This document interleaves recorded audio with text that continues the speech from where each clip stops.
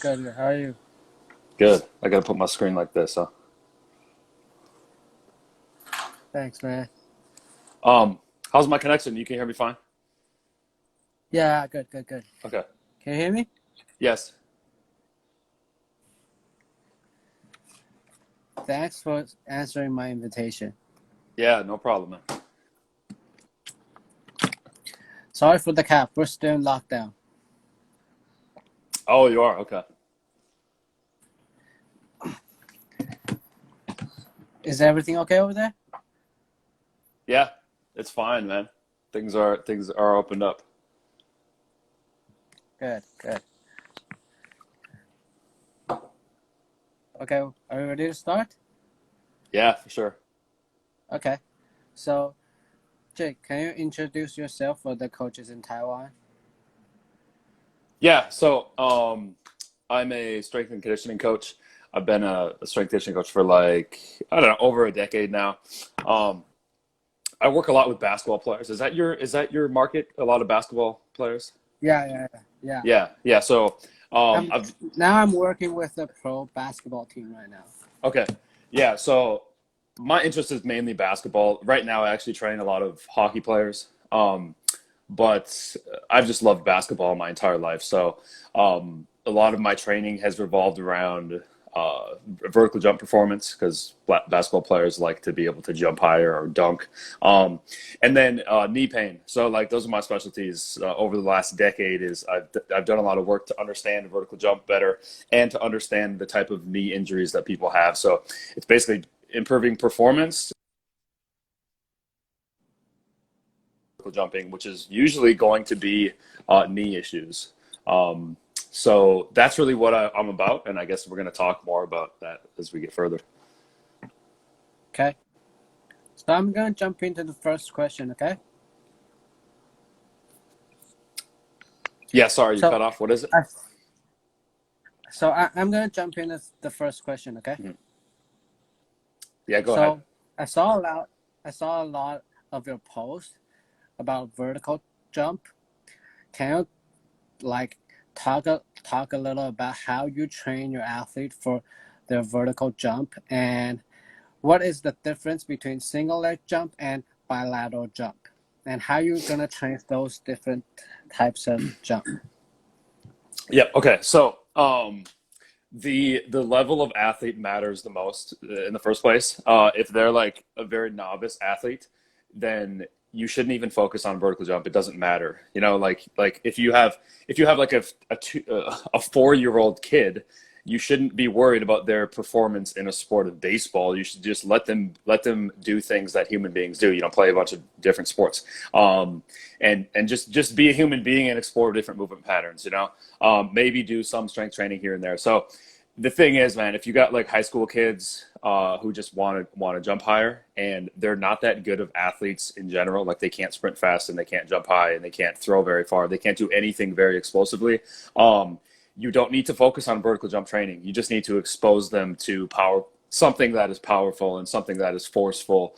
Maybe they have very bad conditioning, so maybe you do things every single day to just basically Dr. Tommy John is one of my friends. He says to level up the organism. So if you look at the human being as an organism, if you can jump 12 inches, you have a very weak organism and you need to level up your organism. And there are thousands of ways to level up your organism. You don't have to focus on vertical jump. So if that's the case with a young kid that's a novice, I wouldn't even focus on vertical jump. Just bring them in the weight room, expose them to jumping, expose them to sprinting, expose them to multiple sports, expose them to throwing.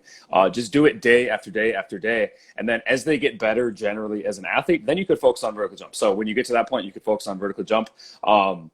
It can be very simple. It just takes a very long time. But you have to weight training can be huge. Weight training can be huge. So like squatting, deadlifting, split squatting, it can be huge to give you the forceful signal for your body, like for your nervous system, for your muscle and tendon, give you that forceful signal and give it to you day after day after day so you can get stronger and have more potential to be explosive. So weight training can help. But the first thing is jumping. You have to do a lot of max effort jumping. So if an athlete wants to jump higher and they have a good foundation, they need to do a lot of max effort jumping. That's going to come first. And if it's dunking basketballs that they want to do, then they need to go and dunk basketballs. They need to practice the actual skill.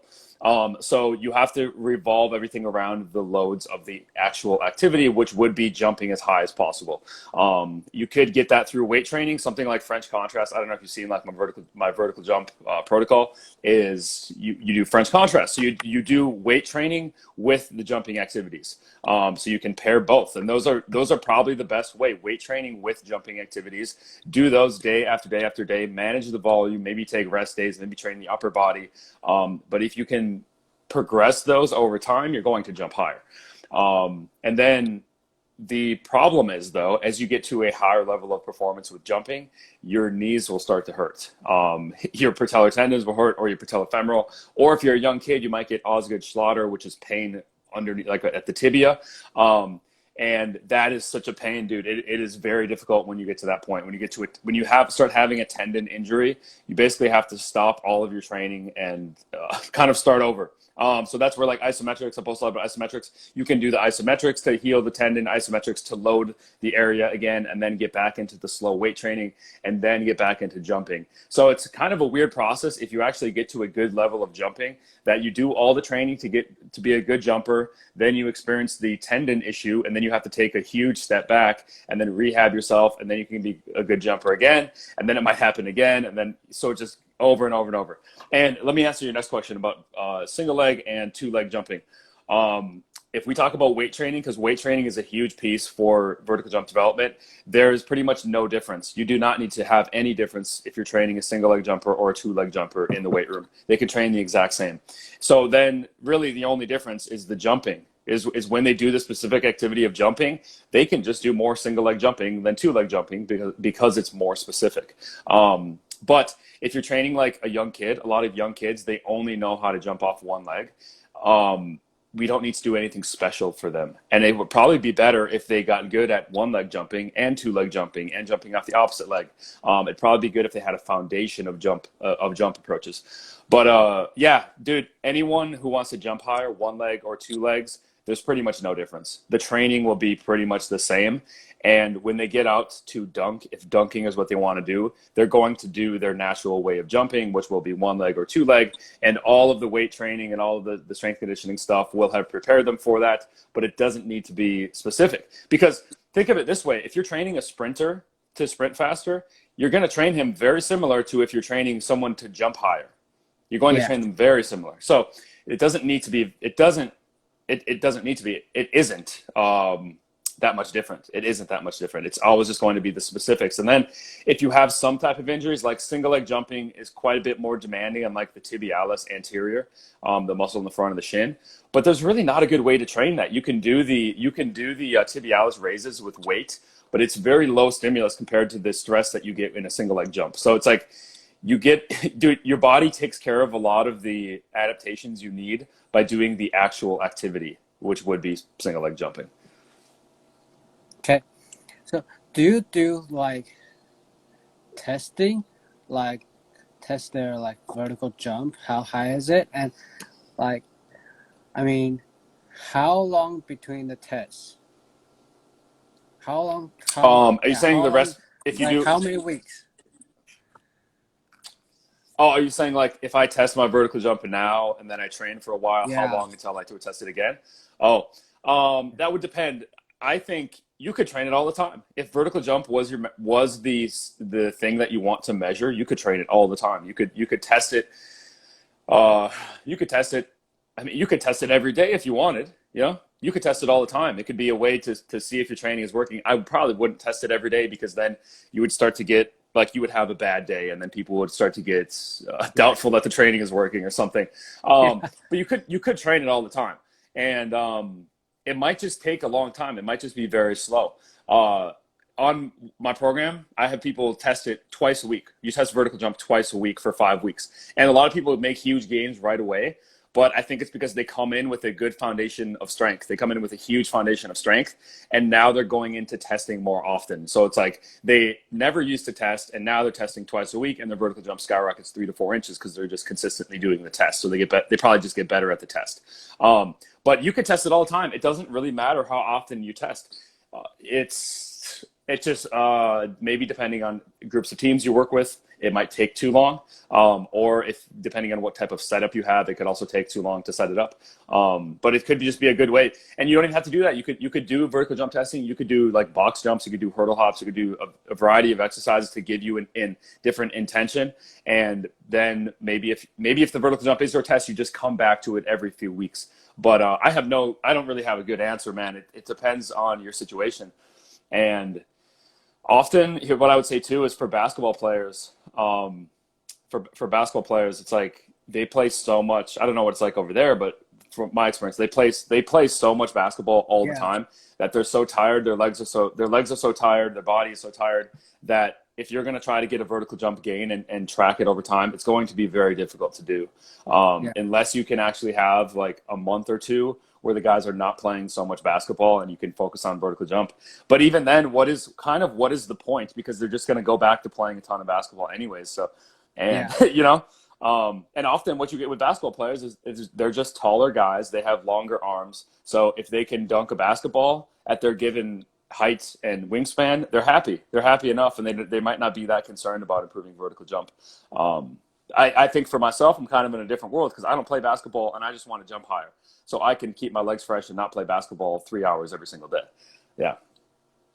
Cool. So you mentioned the French contrast training, right? Yeah. So like what time of the year you're going to put it in your program? Like, is it like if you're training like basketball team, is it like preseason or like in season? Or like maybe the end of preseason? Yeah. Again, depends on a lot of factors because you don't know what the head coach is doing, what they're doing on the court. But that would be something you use in the off season. Just use it in the off season. And the easiest way to do it, if you have a strength training session, if you're doing like 5 sets of 5 back squat, say you're doing 5 sets of 5 back squat, and it's heavy, it's like 80% load. You could just do the French contrast with those 5 sets of 5 back squat. Do the heavy set of back squat. And if it is heavy enough, you're going to rest a lot. You're going to take a lot of rest, which would be 3, 4, 5 minutes of rest. So you do the heavy set of squats, then you do the body weight jumps, then you do the weighted jumps, then you do the band assisted jumps, and then you could do a stretch, and then you could go back into the squats. So if you wanted to improve vertical jump, that would be a simple way. Just add the French contrast in like that. Do the heavy 5 reps of squat. Or let's just say it would be 3 to 5 reps of everything, because 3 to 5 reps is a good range for you to train with a heavy weight to make you stronger. And 3 to 5 reps is a good way to train jumps without decreasing your performance too much. Because if you did 10 jumps in a row, your 6, 7, 8, 9, 10 jump, they would all be very low and you wouldn't be training you're near your maximum vertical jump anymore. So that's the simplest way. And I would just say off season. And off season, you're usually going to be training strength anyways to get the guys stronger. So if they're not doing a lot of jumping, you can do that. If they are doing a lot of jumping, I wouldn't add in more jumping. I think adding in more jumping might be worse for them if they're doing too much already. But the thing is with basketball players, they're not jumping as high as they possibly can when they're playing for 3 hours. They're often just jumping like to shoot the ball, which would be a few inches, or they're jumping for a rebound, which is not straight up and down as high as they possibly can.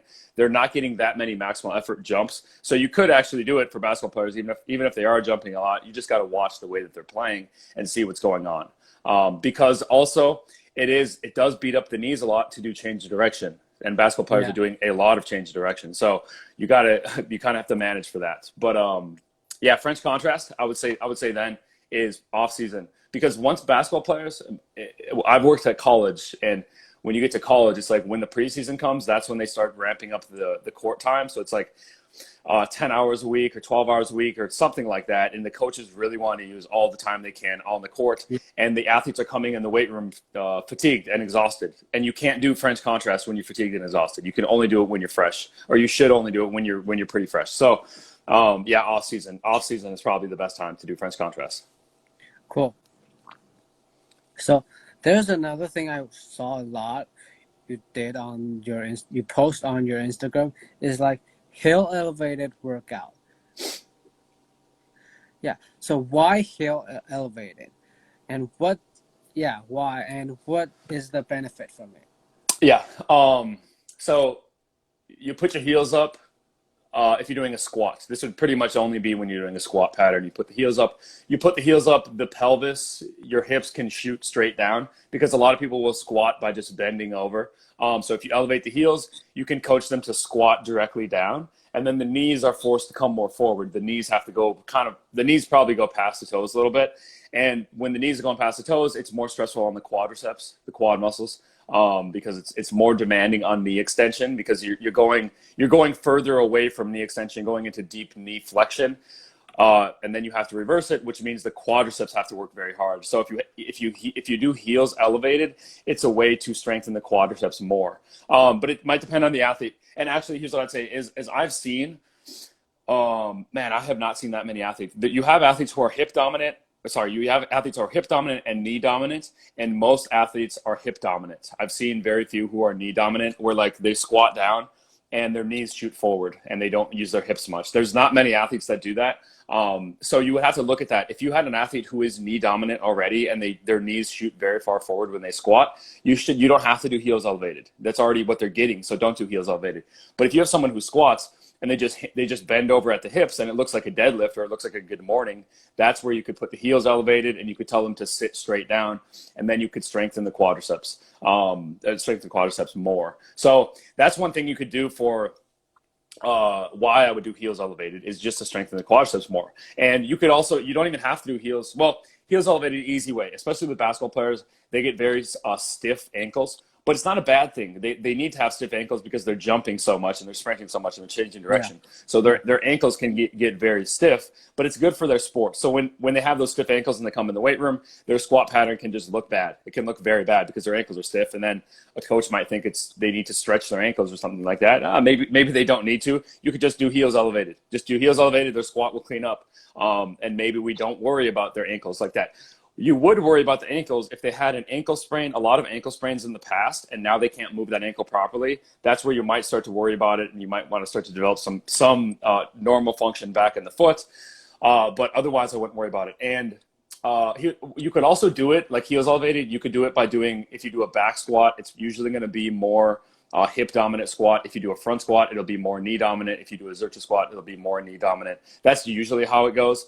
Although people can still compensate and they can turn a front squat into a hip squat if they just bend over, or a Zercher by just bending over. And you just got to look at what the athlete is kind of lacking, and then give them what they're missing. And most athletes are missing the knee extension demand. So if you go heels elevated, push the knees a bit more forward, they get stronger quadriceps. So, but I don't really saw a lot of like bilateral squat when you do like heel elevated. Most of the pose is like single leg, right? For me? Yeah. In terms of the lifting exercises that I'm doing, or what? I mean, the heel. Oh, the heel elevated. Yeah. You're saying, heel, okay, heel. when I do, okay, so you're talking about something a little different. You're talking about the isometric lunge. Is that it? The iso lunge? Heels elevated. Yeah. So the iso lunge, and you can do the iso lunge, like you just get into a lunge position and you hold it. You could do that body weight to just try to go as long as you can, or you could do it weighted.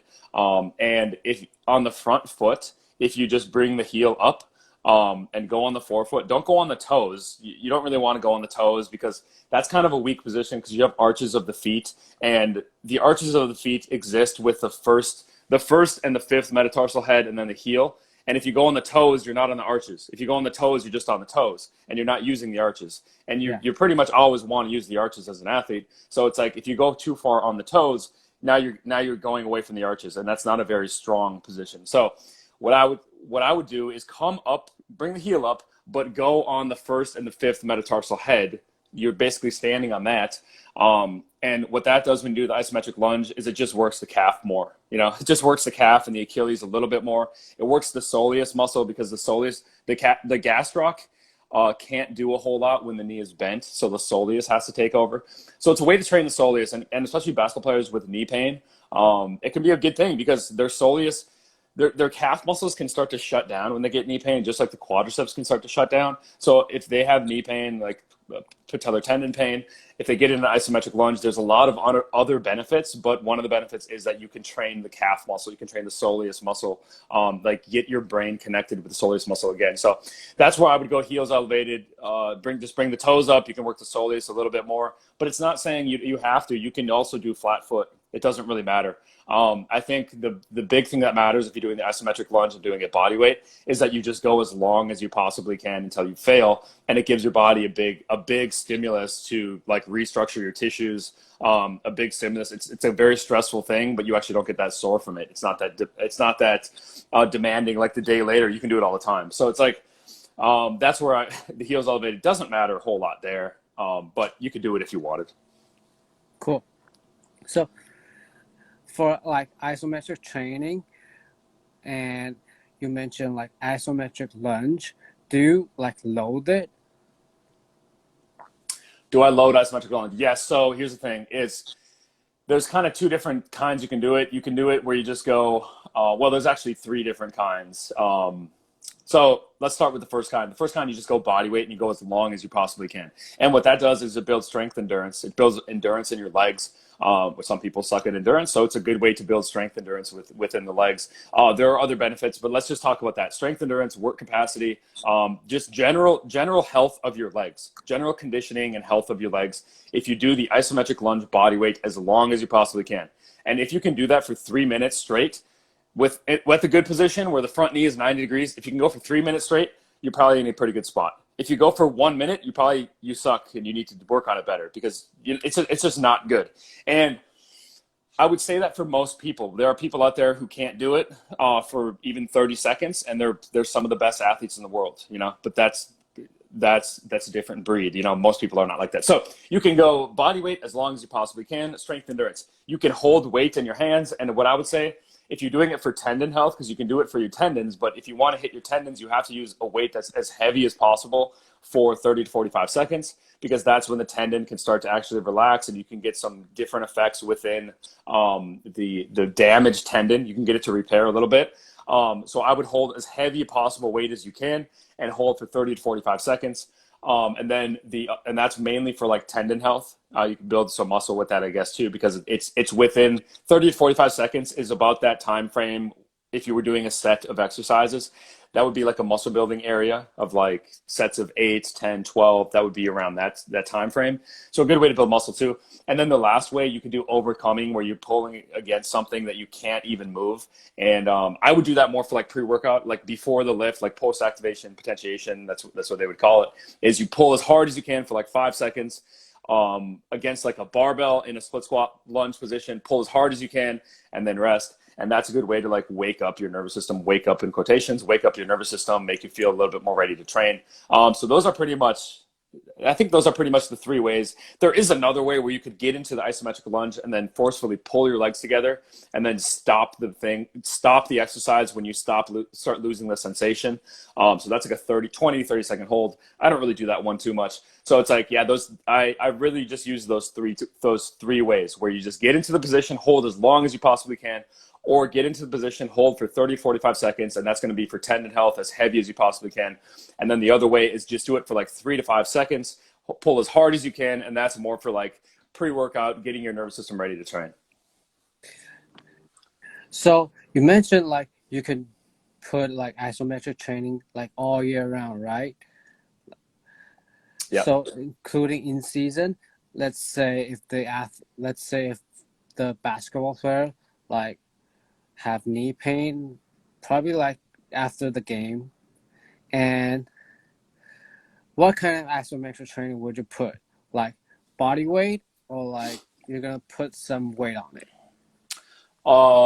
Okay, so yeah, if a basketball player and they have knee pain, and the biggest problem with knee pain, and this is what I get pretty much every single day, as people ask me about patellar tendon pain, and they tell me they're not getting better and the isometrics are not helping. So I always will say you have to make sure that it's a patellar tendon pain, because often it's not patellar tendon, and it's usually patellofemoral pain. Patellar tendon pain is going to hurt right on the tendon, and it's going to hurt. It's going to warm up with activity. It's going to hurt more the next day or the 48 hours after. There's a lot of different signs, and it might hurt when you're sitting in a car. It might just it's just kind of weird like that. Patellofemoral pain is pain just generally around the knee. And that's what most people have. Most people have patellofemoral pain. Unless you're a very good athlete and you can jump very high, you're going to have patellofemoral pain. So it's general pain around the knee. It kind of jumps around the knee. Weird things hurt it, like deep squats could hurt it. Whole isometrics can actually hurt it. So if you're giving an athlete isometrics and their knee pain gets worse, that's how you know it's not a tendon issue. It is not going to be a tendon issue if they have more knee pain after an isometric. And I was just working with an athlete who she was told it's patellar tendon pain. The pain is right on the tendon, right on the location of the patellar tendon. We did a set of Spanish squats and the knee pain is way worse. So I'm like, this is not a patellar tendon. This is patellofemoral pain. So then we worked on all these other activities to work on more biomechanics, like stuff for the calf and the hamstring, just kind of things to not really work the knee directly like that. But calf, hamstring, ankle work, because she had sprained her ankles a lot in the past. So like single leg standing for like 5 minutes. We do that, totally do that every single day. But we got it feeling a bit better within the session. And it's like, you got to make sure that it's actually a patellar tendon issue. So what I would suggest, to get back to your question of if it's after the game, the athletes usually sore. You're usually not going to be that sore right after the game. Because there was a research paper. I forget what it was titled. I was reading it. It was it was talking about tendon pain. Like, what is causing the pain? What is the cause of the pain? And its connection with the brain. The brain and the tendon are connected, and there's something, the brain, pain always exists in the brain. But they were talking about different effects with the tendon, and there were many of them, but one of them was the warm-up effect. How the tendons, as you get warm, the tendon pain goes away. And then after like an hour or two of you being warm, the tendon pain will be worse. So you shouldn't have an athlete who gets pain right away after the game. If they do, it might be something else. I would make sure it's something else. But you could still do isometrics, because it might help them decrease pain the following day. It might decrease stiffness the following day to get rid of all this buildup of cross links in there. So I would do a leg extension. I would always go to the leg extension if they have a patellar tendon issue. After the game, they could sit on the leg extension, do 3 to 5 sets, 30 to 45 seconds, as heavy as they can. Or they could do a Spanish squat. Those are probably the best exercises. If you don't have, you would have access to that. If you have access to a weight room, you do a leg extension. If you don't, just carry a band around with you and do a Spanish squat. The problem with the isometric lunge for trying to hit the patellar tendon is that there's way too many other influences, because there's balance influencing it. There's ankle influencing it. Your hip might get tired. All these other areas might get tired before your quadricep and your patellar tendon get tired. So doing the leg extension isolates it, and doing the Spanish squat isolates it. So those are the exercises I would do after a game, but I don't think a patellar tendon athlete would have a lot of pain just following the game. They probably would feel pretty good, and then the pain would be worse the next day. So you do the isometrics to hopefully decrease pain the following day. Good. So how about there's posted on, there's some like training, like they put isometric training and maximal jump together for like post activation potentiation. What are your thoughts about this kind of training? Yeah. Like okay. max so iso and max plyo. Yeah. Okay. You don't have to. Nobody has to do it that way. That's just one way to do it. And I do it. I do it in vertical jump protocol just for like the warm up, because you can do anything in the world for a warm up. Like, we hate on people that do ladder drills or something. Like, there's all these like smarter Instagram people who say this drill is stupid, this drill is stupid. And I'm the same. I talk about snap downs. I think snap downs are stupid. But guess what? You could use snap downs for a warm up, because you can do anything in the world you want to warm an athlete up. Just get their blood moving, get their heart rate up, get their body temperature up. Anything in the world works for a warm up. So, but what I would say for that is, if you want to do jump testing, if you want to do jumping as high as you can, all you need to do is warm up and jump as high as you can. If you want to get a little bit more training within there, or get a little bit more warm up, you could pair it with the post-activation potentiation, the isometric pull, but that would be like 3 to 5 seconds, pull as hard as you can, and that would be it. And then go back and forth, maybe take a little bit of rest between them. But it's just a way to warm up. And really, there's nothing special about post-activation potentiation. It's just warming you up. That's all it is. You warm yourself up. There was a podcast. Joel Smith had a podcast. One guy was like, if post-activation potentiation was so powerful, then why are there not squat racks at all the track and field meets? Why is everyone not doing a heavy squat before their 100-meter sprint? You know, they're not. So it's like the body knows, the body can figure it out. And the best way to warm up is do the actual activity. So I talk about post-activation potentiation. It can be useful. It can be a new stimulus. So it can be a new thing for your body if you're not used to it. And that's kind of why I did it, because if anything that's novel to your system can give you new gains, can give you new progress. So that's kind of why I do it, but you don't have to do it. If you want to do post-activation potentiation, go ahead, but there's nothing magical about it. It's really just warming you up, and it's a different way to warm you up. So basically what I'm just saying is, like, if I want my athlete to like jump higher, just warm them up and like train them with more maximal jump, right?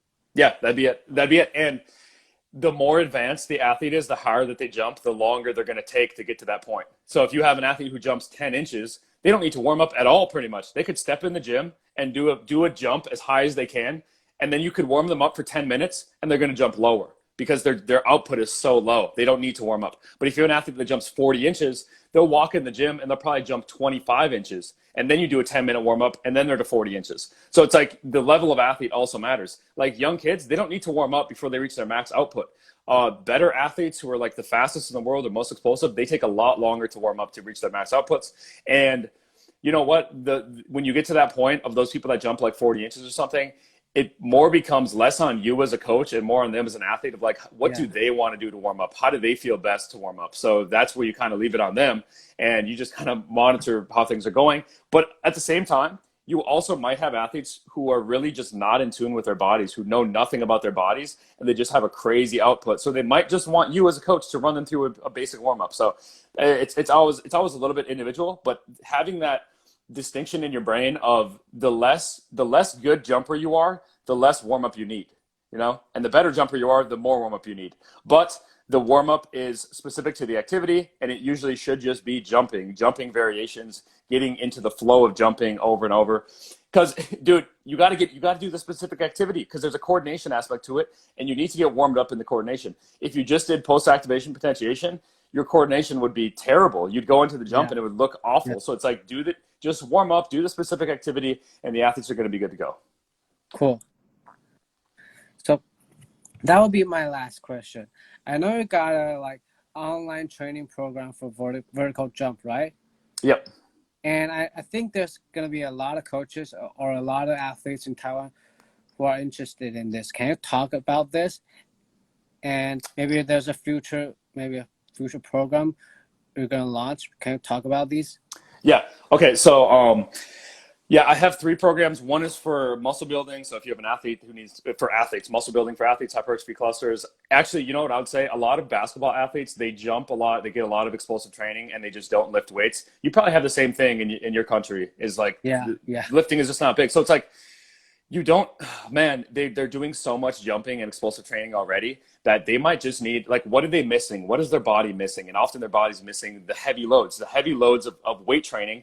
And if they can build their muscle to be stronger, their body will now have more potential to jump higher. So what I recommend, man, for a lot of athletes is like, get on more lifting focus. So don't even do vertical jump protocol, do the hypertrophy cluster protocol. Or I even have on my website 1x20, 1 set of 20. That's even an easy way for athletes to get into lifting. And if they do that, they'll probably jump higher. If they really are weak and they do that, they're probably going to jump higher afterwards. So that's what it is. Vertical jump protocol is more for like athletes who are decently strong, or a little bit more advanced, and they can buy that. They can do that to jump higher. And then I have a knee pain program, Jumper's Knee Protocol. What I'm working on is an update for the vertical jump protocol, and that's going to be done in like 2 weeks.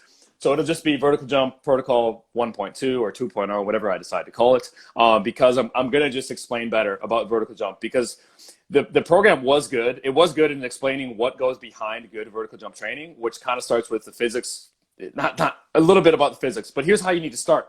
Is start as objective as possible. Start with physics, and physics determines what vertical jumping is, like how you can leave the earth based on gravity, and then it's based on your physiology. How does your physiology deal with the physics? So if you can be a coach that understands the physics and the physiology, then you can make a vertical jump training program, and you can reduce injuries because you understand how gravity is hurting our bodies when we jump and land, how we adapt to everything. And that's the type of education I'm going to put in vertical jump protocol in the next 2 weeks. And then the training program, there will be a training program, but you'll be smart enough to know how to do a training program because you understand what goes behind vertical jump training. Yeah, that's what I have out there. Cool, man. So is like people crazy about vertical jump in the state, or like?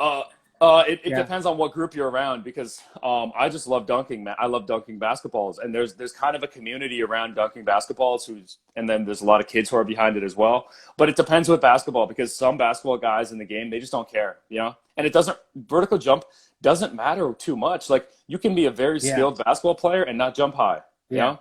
Like there are a lot of good basketball players who are not that explosive. Yeah, they're just very good at moving. They have really long arms. Everything is built for them to be a good basketball player. Because, dude, primarily you got to put the ball in the hoop. You got to put the ball in the hoop and prevent the other team from throwing the ball in the hoop. And sometimes vertical jumping can help, but sometimes it will not, and you need to focus on other things. So it depends on what group you're in. And myself, I'm in the dunking world. I look at all these guys who are professional dunkers, and for them, vertical jump is everything. But if you get to a basketball player, it might be like 1 out of 10 of them actually care about vertical jump, and the other ones just want to play basketball. Yeah, because there's like I asked this because I work with a pro basketball team, and I used to work with high school basketball team or junior high school. Like every athlete, I asked them what is the main thing they want to like progress. The first thing they will say like vertical jump. Yeah. Not just like basketball team. Maybe like athletes with badminton, like badminton athletes, and even table tennis, they want to jump higher, man. Really? And like every coach in Taiwan, they want to know how to let their athlete jump higher. Really? Yeah. That is weird. That's crazy. It's so weird. Yeah. But the thing is, man, a lot of those athletes, if they, dude, jumping higher is a product of just being a better athlete. You know, if you become a better athlete, just physically, become a physically better athlete, you'll jump higher. So it's like, if you have to train these athletes, just do the basic stuff that you know across the board with every single athlete, and they're probably going to jump higher. Yeah. Yeah. I'm just saying that, like, there's a coach who launched an education to teach the coaches how to train the athlete to jump higher. It's like a blast. So popular. Yeah, that's interesting. Yeah, let me know when the program you launch. Okay, I'll share it for you. Okay. Yeah, for sure, man. Thanks. Thank you for your time. Appreciate it. Yes, thank you. Take care. Take care. See you. Okay, that's all for today. I'm gonna put this on Instagram later, maybe next week, and you can follow my Instagram on the bio.